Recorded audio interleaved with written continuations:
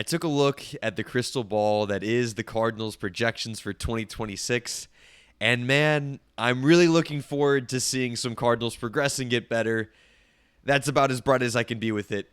On this episode of the St. Louis Cardinals Daily podcast, we're going to look into the ceiling and floor projections for the Cardinals and get excited for something, because maybe the Cardinals could be a team that pushes for the postseason if I really squint hard and squeeze every little bit of this as I can. Again, I'm Andrew Toysher. I'm here to cover your Redbirds every single day for you. Before we get into those projections, I first want to start with some news for the Cardinals out there. Chaim Bloom went on KMOX and gave his weekly update. I mentioned a little piece of something that came out on it in yesterday's podcast. Go back and listen to it to get more on that. But Chaim Bloom gave us a little bit of insight on how he views the Cardinals' pitching depth. And I wouldn't say I'm totally surprised, but it's the first time I've talked about him, heard him say something positive about the St. Louis Cardinals pitching.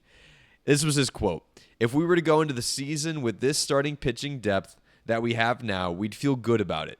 Feel good that we have good options to complete for these spots."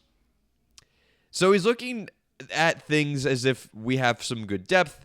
He's not saying we have some star-studded rotation. We've clearly made a ton of additions that make us six pitchers deep in some sort of way. He goes on to say, "That said, you never stop looking.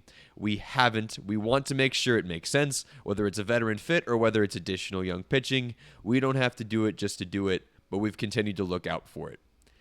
This is news in that the Cardinals are keeping on the path they're going. There's been a lot of speculation popping up that the Cardinals have to add pitching depth, because Bloom has come out and said the Cardinals would like to add pitching depth in one shape or another. And this is a little bit of him backtracking, saying he likes what he sees and that he's not looking to force anything. I know this isn't outlandish news, but it is the most optimistic he's talked about our current pitching setup as it is since we traded away Sonny Gray.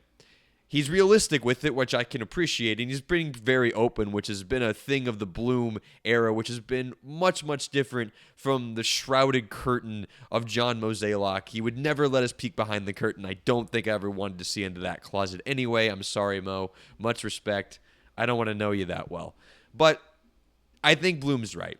We have some guys, we've added some solid pieces that, knowing this is going to be a down year, we'll get into the projections in a little bit. There's reasons to let guys play that isn't just, well, Miles Mikolas' arm is still on his body, so we have to let him walk out there and throw 6 or 7 innings of usually garbage baseball. It's guys who are going to get innings that'll be more meaningful than that, more hopeful than that as the Cardinals go on. I'm not saying better, but I am saying hopeful and progressive, because guys making progress that are young is far better than having a 35-year-old throw a bunch of meatballs over the plate that hopefully don't go over the wall. That's not good for anyone, unless we're going to try to trade him at the deadline, which hopefully we get better moves. So a little bit of update there on Cardinals pitching. It's also worth noting that the league at large notices the Cardinals pitching is going to be terrible.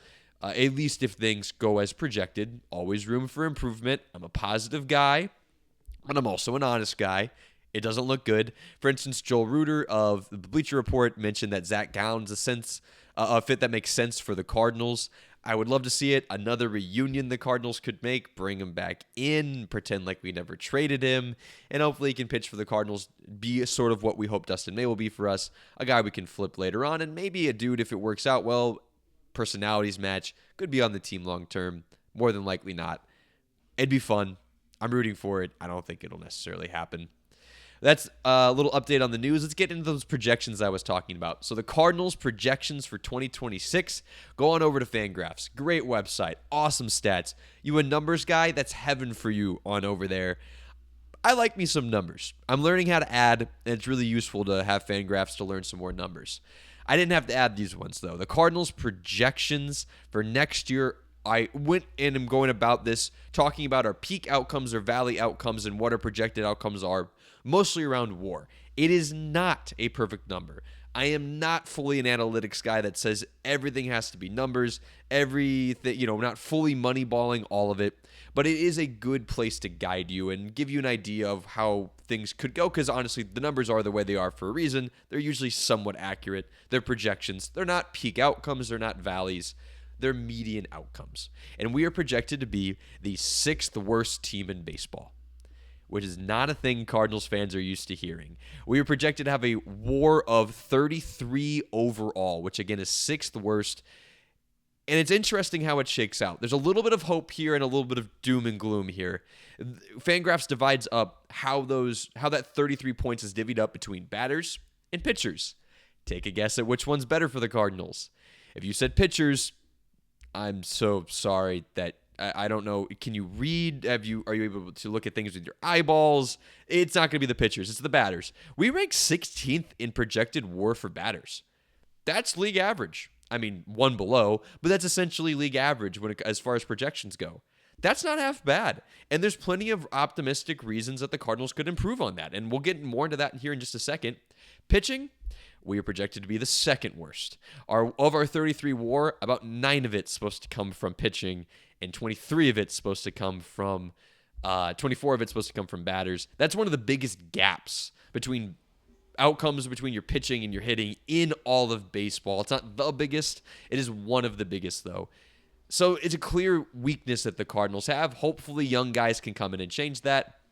So worth noting, the Cardinals are projected to trade away potentially Brendan Donovan and Nolan Arenado, and that's not accounted for in those numbers.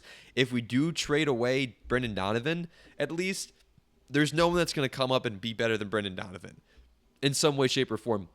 J.J. Weatherholt could be better than Brendan Donovan, but notice if you're bringing up J.J. Weatherholt and for Brendan Donovan's sake, he might not be as good on a per plate appearance basis.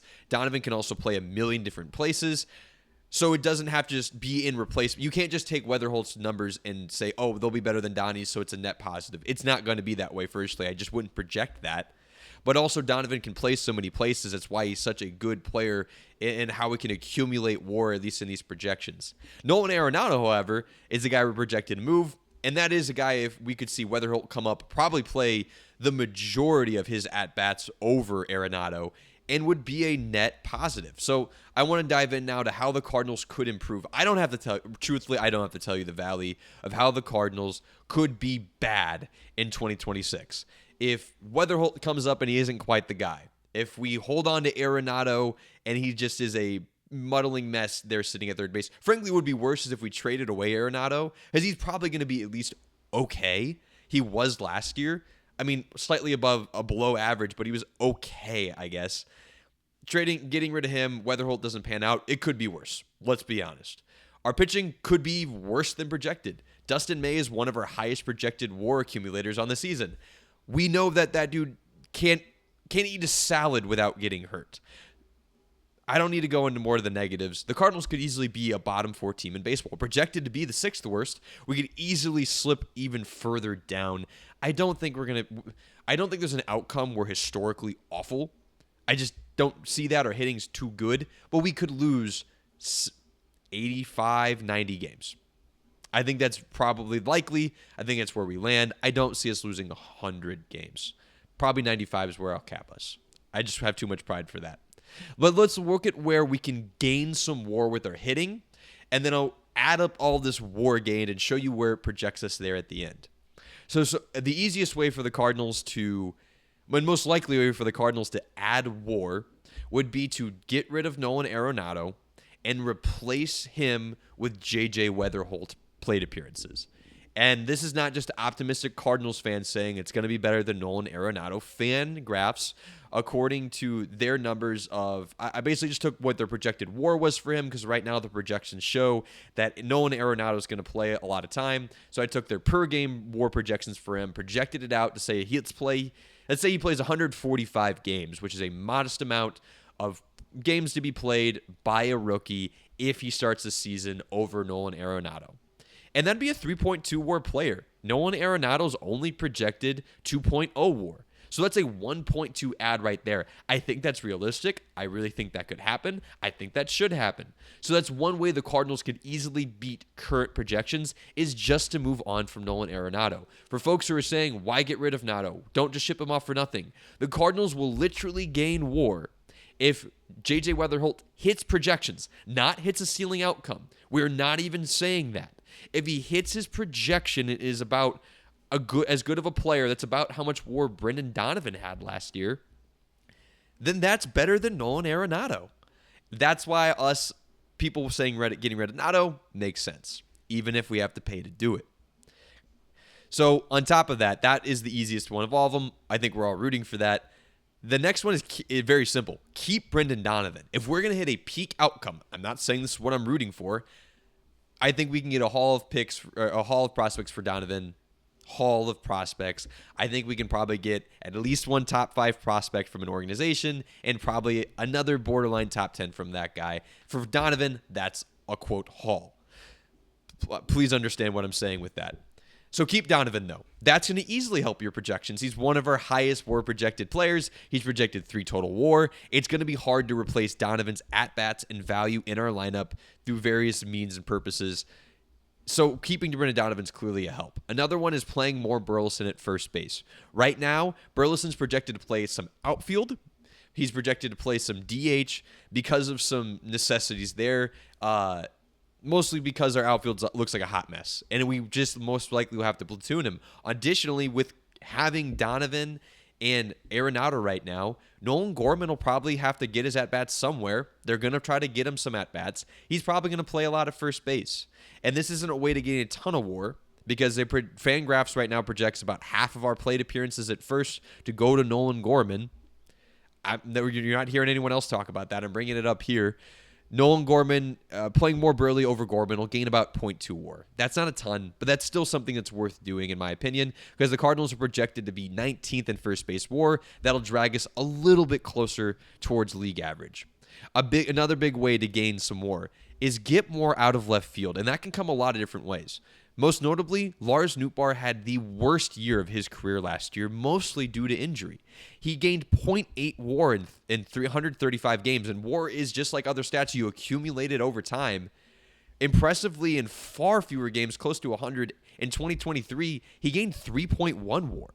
That'd be projected, again, to be one of the best Cardinals next year, which shows where we are, but shows also how good he was. And a lot of that WAR was lost due to defensive value, when Lars Nootbaar was notably a great defender a couple of years ago before injuries. So Lars Nootbaar getting better could almost add an entire WAR, an entire win above replacement to the Cardinals, as well as finding another batter to platoon to replace Alec Burleson to play more first base. That's definitely a part of this. Miguel Andujar, come to the Cardinals.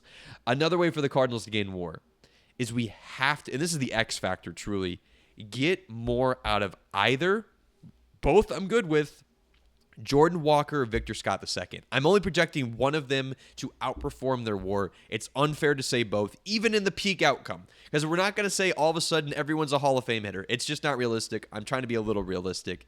Get more out of Walker and Victor Scott II. I don't think I'm breaking barriers there, but the Cardinals could easily gain 1.3 WAR out of this, and here's why. Victor Scott II got 1.7 WAR last year. He's projected 1.4 WAR right now. Maybe a little bit of regression from some of the great defense he had because he was flashing the leather like crazy, I think is probably what a lot of that is. But the Cardinals ranked 25th in center field WAR. And Marmol's talking him up. Bloom's talking him up. Maybe Victor Scott, if he can get up to average, that's where that 1.3 WAR comes from. It's really easy to gain WAR in center field because a lot of defensive value is gained there. So we could see Victor Scott II move us way closer to league average in center field, which would be easy. The Cardinals in right field are projected 18th in WAR, which is where we're below average, because if our overall hitting average is 16th, this is where we're below that in right field. We all want Walker to do more. He was negative 1.2 WAR last year. Maybe he's projected 1.0 WAR. He could do better next year. That would be some surplus value. Well, where do the Cardinals sit in terms of pitching next year? How can we get better? There's a lot of ways we can get better because right now we're projected to be terrible. But the easiest way for the Cardinals to gain WAR is for Matthew Liberatore to be the early and ironically end of season Matthew Liberatore. In April, he had a 3.19 ERA. In May, he had a 2.97. And then in the dog days of summer, he had a 5.14 in June, a 6.57 in July, and in August, he had a 5.4 WAR. Him getting better could easily add about 0.7 WAR if he can hit it up to being a 2 WAR player, which is a team's normal 2 or 3 pitcher. And I think he can get there from where he was last year. Dustin May stays healthy is a big one. If he stays healthy and is good, he could easily be a 2 WAR player, add 0.5 WAR there. The fifth pitcher is kind of another X factor here for the Cardinals. If any of our fifth pitcher options can be good, Kyle Leahy, Richard Fitz, Quinn Matthews, or insert any young pitcher coming up out of spring training and being really good, the Cardinals could gain a ton of WAR right now, because right now our fifth pitcher is projected about 0.8 WAR. If he could get up to 1.5, that's still a back end of the rotation arm, but instead of having one of the worst back end of the rotation arms, we could have a guy that's actually a league average dude. That would add a ton of value, because right now we're not going from okay to great. We're going from terrible to acceptable, and that is a big leap when it comes to adding some more wins for next year. So if the Cardinals make all those changes, we'll gain about 5 WAR, which would take us all the way up from 6th worst, or about 25th place, and it would bring us all the way up to 18th. That's about 500 baseball right there.